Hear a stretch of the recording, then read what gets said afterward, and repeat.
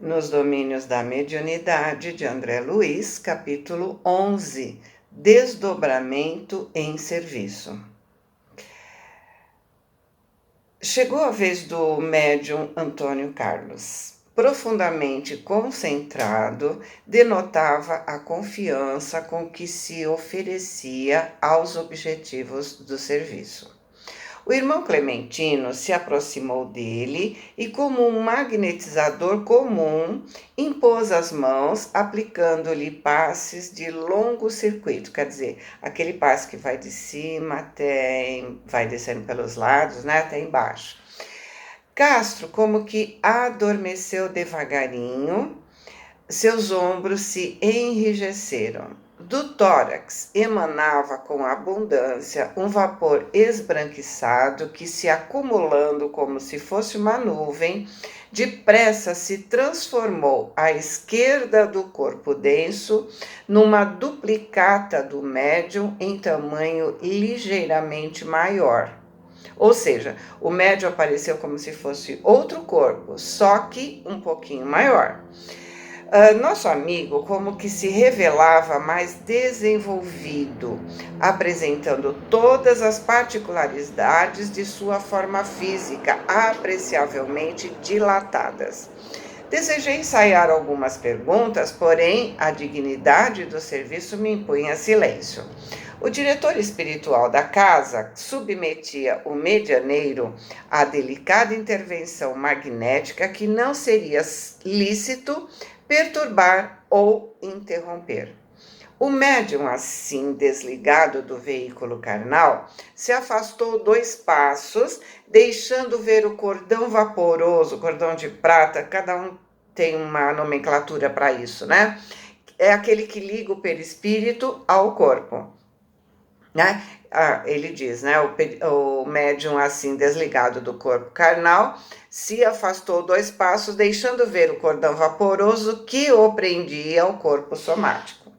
Enquanto o equipamento fisiológico descansava imóvel, Castro, tateante e assombrado, surgia junto de nós numa cópia estranha de si mesmo, porque, além de maior em sua configuração exterior, se apresentava azulada à direita e alaranjada à esquerda.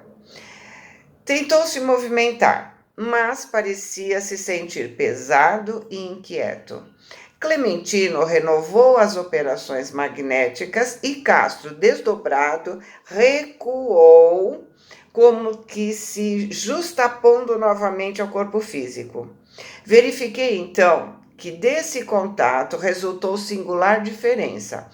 O corpo carnal engoliu instintivamente certas faixas de força que imprimiam manifesta irregularidade ao perispírito, absorvendo-as de maneira incompreensível para mim. Desde esse instante, o companheiro, fora do vaso da matéria densa, passou o porte que lhe era característico. Era agora bem ele mesmo, sem qualquer deformidade, leve e ágil, embora prosseguisse encadeado ao envoltório físico pelo laço aeriforme, aquele cordão de energia, né, o cordão de prata, que parecia mais adelgaçado e mais luminoso à medida que Castro Espírito se movimentava em nosso meio. Enquanto Clementino o encorajava com palavras amigas, o nosso orientador, certamente percebendo a nossa curiosidade, se apressou em esclarecer. Com o auxílio do supervisor, o Clementino, né, o médium foi convenientemente exteriorizado. A princípio, seu perispírito ou corpo astral estava revestido com os eflúvios, quer dizer, as irradiações, né, vitais que asseguram o equilíbrio entre a alma e o corpo de carne. Conhecidos aqueles em seu conjunto como sendo duplo etéreo. formado por emanações neuropsíquicas que pertencem ao campo fisiológico e que, por isso mesmo, não conseguem maior afastamento da organização terrestre, quer dizer, do corpo carnal, destinando-se à desintegração, tanto quanto ocorre ao instrumento carnal por ocasião da morte renovadora. Para melhor se ajustar ao nosso ambiente, Castro devolveu essas energias ao corpo inerte, garantindo assim o calor indispensável à colmeia celular e se desembaraçando tanto quanto possível para entrar no serviço que o aguarda. Então, nosso corpo vibratório não é uma unidade simples, é composto de algumas camadas. Essa composição garante às camadas mais próximas do corpo físico essa intermediação eletromagnética que mantém o corpo preservado por uma capa de energia própria da matéria, para manter tudo funcionando. Ou seja, quando André descreve aquela diferença de energias, está dizendo que ele estava carregado, né, de energia da matéria, da terra, e que essas energias não acompanham o perispírito. Elas têm que ficar junto da matéria, porque elas só vão voltar para a terra no desencarne. Por isso, ele volta e quando ele sai de novo, só com as energias do espírito, ele sai mais leve, só ligado ao cordão de prata para realizar o trabalho. E aí Hilário falou com uma expressão admirativa: aqui vemos desse modo a exteriorização da sensibilidade. Sim, se algum pesquisador humano ferisse o espaço em que se situa a organização perispirítica do nosso amigo, ele registraria de imediato a dor do golpe, que se lhe desfechasse, queixando-se disso através da língua física, porque, apesar de liberto do vaso somático, prossegue em comunhão com ele por intermédio do laço fluídico de ligação. Ou seja, se ele está tão próximo do corpo físico que se alguém passasse por ali e batesse no ar, porque a pessoa não estaria vendo ele, né? Não estaria vendo o perispírito. Castro sentiria e expressaria a dor como se tivesse sido atingido no corpo físico, porque foi atingido em seu perispírito. Ok? Observei atentamente o médium projetado ao nosso círculo de trabalho. Não vestia a roupa azul e cinza de que se vestia no recinto, mas sim um roupão esbranquiçado e inteiriço que descia dos ombros até o solo, ocultando seus pés e dentro do qual se movia deslizante. Aulos registrou as minhas anotações íntimas e esclareceu: nosso amigo, com a ajuda de Clementino, está usando forças ectoplásmicas que lhe são próprias, acrescidas com os recursos de cooperação do ambiente em que nos achamos. Semelhantes energias transpiram de nossa alma conforme a densidade específica da nossa organização, variando desde a sublime fluidez da irradiação luminescente até a substância pastosa com que se operam nas crisálidas os variados fenômenos de metamorfose.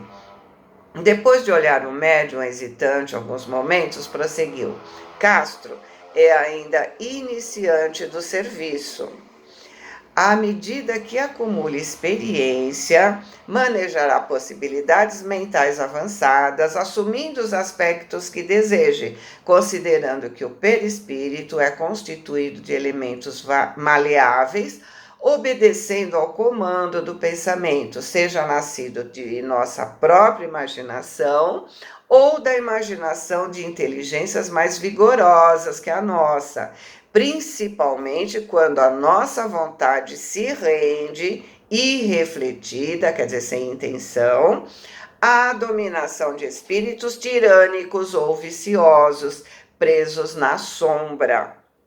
Lembra do livro Libertação, onde teve o julgamento de uma mulher, em que o Gregório disse: "Você é uma loba"? E a ação mental fez com que ela se transformasse em loba. É como se ela sentisse culpa pelos erros cometidos e aí ela assumiu as feições de loba. Ficou de 4, lembra? Nosso perispírito é muito maleável e aceita a nossa ideia, obedece à nossa imaginação e também às ideias e às imaginações de inteligências mais vigorosas que as nossas, principalmente quando, ao invés de exercer a nossa vontade, deixamos que os outros decidam por nós. Em muitos casos, ouvimos de médiuns videntes, né? Que os espíritos que se manifestam vestem apenas roupões brancos leitosos, que é o caso aqui, né? É porque eles ainda estão aprendendo e ainda não têm a habilidade. No início do parágrafo ele fala, né? O Aulus disse, ele é iniciante. Vamos continuar?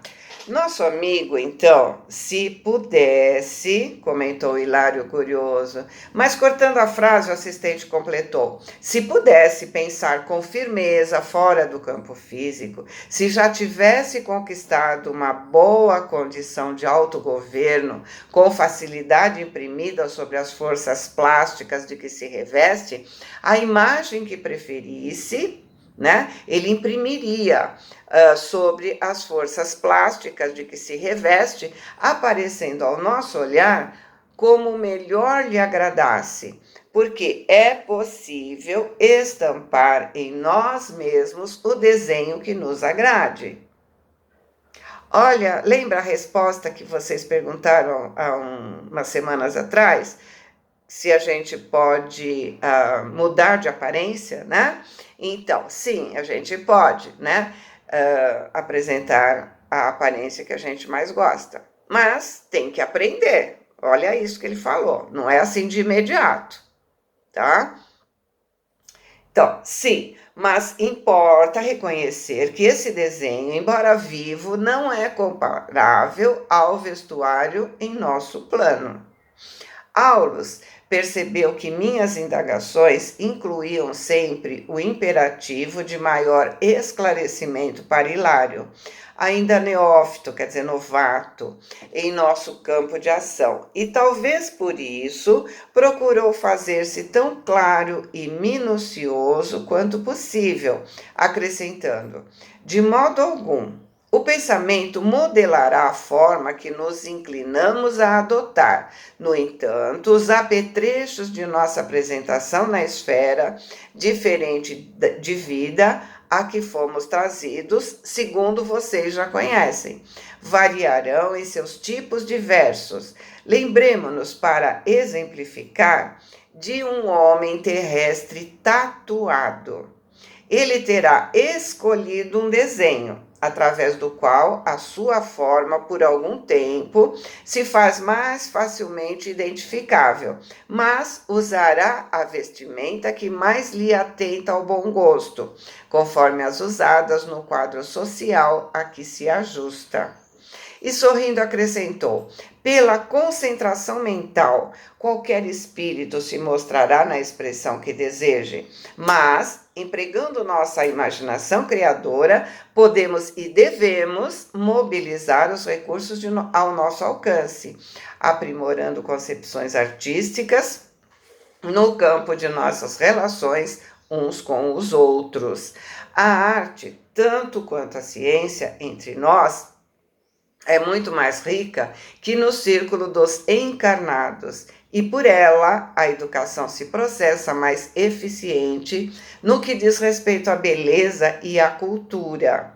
Assim como não podemos conceber uma sociedade terrestre digna e enobrecida, tão somente compostas por homens e mulheres em nudismo absoluto, embora com maravilhosos primores de tatuagem, É preciso considerar que os indivíduos de nossa comunidade, apesar de dispor de um veículo prodigiosamente esculpido pelas forças mentais, não desprezam as excelências do vestuário, por intermédio das quais selecionamos emoções e maneiras distintas. Não podemos esquecer que progresso é trabalho educativo. A elevação do espírito não seria regresso ao empirismo da taba. Aulus silenciou. Ou seja, se ele tivesse maior controle sobre a mente, ele poderia se apresentar com as mesmas roupas que o seu corpo está vestindo. Mas todos os espíritos que estão aprendendo a se melhorar não se limitam a vestir as roupas que o corpo vestia. Muitos estão aprendendo a harmonia. Então, através de construção mental, eles usam o tipo de vestimenta que seu talento possa criar, não por vaidade, mas pela capacidade de melhorar. Quanto mais nos instruímos, melhor nos expressamos. Da mesma forma, né? Quanto mais o espírito se aprimora, mais capacidade ele tem de se expressar, inclusive no seu visual. Continuando aqui, né? O médium, mais à vontade, fora do corpo denso, recebia as instruções que Clementino lhe administrava paternal. 2 guardas se aproximaram dele e aplicaram à sua cabeça um capacete em forma de antolhos. Antolho é aquela peça de couro que coloca nos cavalos e o campo de visão diminui, que é para ele não se assustar, né? O assistente nos avisou: para a viagem que fará, Castro não deve dispersar a atenção. Incipiente ainda nesse gênero de tarefa, precisa instrumento adequado para reduzir a própria capacidade de observação, de modo a interferir o menos possível na tarefa a executar. Vimos o rapaz plenamente desdobrado se elevar ao espaço de mãos dadas com ambos os vigilantes. O trio volitou em sentido oblíquo, sob nossa confiante expectação. Desde esse momento, demonstrando manter segura comunhão com o veículo carnal, ouvimos a boca física de Antônio Carlos dizer: seguimos por um trilho estreito e escuro. Tenho medo, muito medo. Rodrigo e Sérgio me amparam na excursão, mas sinto receio. Tenho a ideia de que nos achamos em pleno nevoeiro. Estampando no rosto sinais de angústia e estranheza, continuava: que noite é essa? A escuridão parece pesar sobre nós. Ai de mim! Vejo formas desconhecidas se agitando embaixo sobre nossos pés. Quero voltar, voltar. Não posso prosseguir. Não suporto, não suporto. Mas Raul, sob a inspiração do mentor da casa, elevou o padrão vibratório do conjunto numa prece fervorosa em que rogava ao alto forças multiplicadas para o irmão em serviço. Junto de nós, Aulus informou: a oração do grupo, o acompanhando na excursão e transmitida a ele de imediato, constitui abençoado tônico espiritual.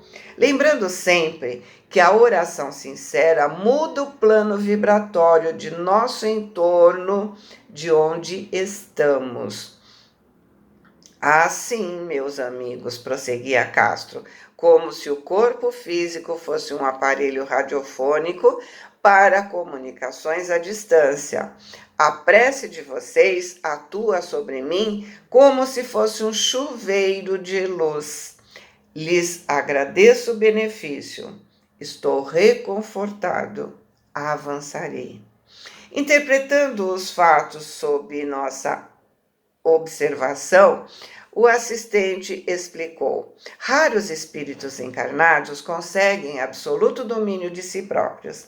Em romagens de serviço edificante fora do corpo de matéria densa, habituados à orientação pelo corpo físico, diante de qualquer surpresa menos agradável na esfera de fenômenos inabituais, procuram instintivamente o retorno ao campo carnal, como um molusco que se refugia na própria concha, diante de qualquer impressão de desacordo com os seus movimentos rotineiros. Castro, porém, será treinado para a prestação de valiosa ajuda aos enfermos de qualquer posição. Então, aqui estamos vendo um espírito que está aprendendo, mas com essa técnica usada, todos conseguem plasmar sua aparência e os espíritos inferiores conseguem se passar por bons espíritos, plasmando sua aparência, com a aparência de um bom espírito conhecido e dando comunicações. Portanto, é preciso não se deixar enganar pela aparência. É preciso prestar atenção ao conteúdo e o médium tem que se manter no orai e vigiai e no trabalho da reforma íntima. Continuando. Enquanto assinalávamos o apontamento, a voz do médium se elevava no ar, vigorosa e cristalina. Que alívio! Rompemos a barreira de trevas. A atmosfera está embalsamada, envolvida, de leve aroma. As estrelas brilham novamente. Oh, é a cidade de luz. Torres fulgurantes se elevam para o firmamento. Estamos penetrando um grande parque. Oh, meu Deus! Quem vejo aqui a me sorrir é o nosso Oliveira. Como está diferente, mais moço, muito mais moço. Lágrimas copiosas banharam o rosto do médium, nos comovendo. No gesto de quem se entrega a um abraço carinhoso de coração a coração, o medioneiro continuou: que felicidade, que felicidade! Oliveira, meu amigo, que saudades de você! Por que razão teríamos ficado assim, sem a sua cooperação? Sabemos que a vontade do Senhor deve prevalecer, mas a distância tem sido para nós um tormento. A lembrança de seu carinho vive em nossa casa. Seu trabalho permanece entre nós como inesquecível exemplo de amor cristão. Volte! Venha nos incentivar na sementeira do bem. Amado amigo, nós sabemos que a morte é a própria vida. No entanto, sentimos sua falta. A voz do viajante, que se fazia ouvir de tão longe, se entrecortava agora de doloridos soluços. O próprio Raul Silva também mostrava os olhos marejados de pranto. Aulos nos explicou o que ocorria. Oliveira foi um abnegado trabalhador nesse santuário do Evangelho. Desencarnou há dias e Castro, com autorização dos orientadores, foi apresentar a ele as afetuosas saudações dos companheiros, os encarnados, Demorava-se em refazimento, ainda inapto à comunicação mais íntima com os irmãos que ficaram, mas poderá enviar sua mensagem por intermédio do companheiro que o visita. Me abrace sim, querido amigo, prosseguia Castro, com inenarrável inflexão de ternura fraterna. Estou pronto, direi o que você deseja. Fale e repetirei. E recompondo-se na atitude de quem se devia fazer intermediário digno, modificou a expressão fisionômica, falando cadencialmente para os circunstantes. Meus amigos, que o Senhor lhes pague. Estou bem, mas na posição de convalescente, incapaz da caminhada mais difícil. Me sinto reconfortado, quase feliz. Indiscutivelmente, não mereço as dádivas recebidas, pois me vejo no grande lar, amparado por afeições inesquecíveis e sublimes. As preces do nosso grupo me alcançam cada noite, como projeção de flores e bênçãos. Como expressar a vocês gratidão se a palavra terrestre é sempre pobre para definir os grandes sentimentos de nossa vida? Que o Pai os recompense.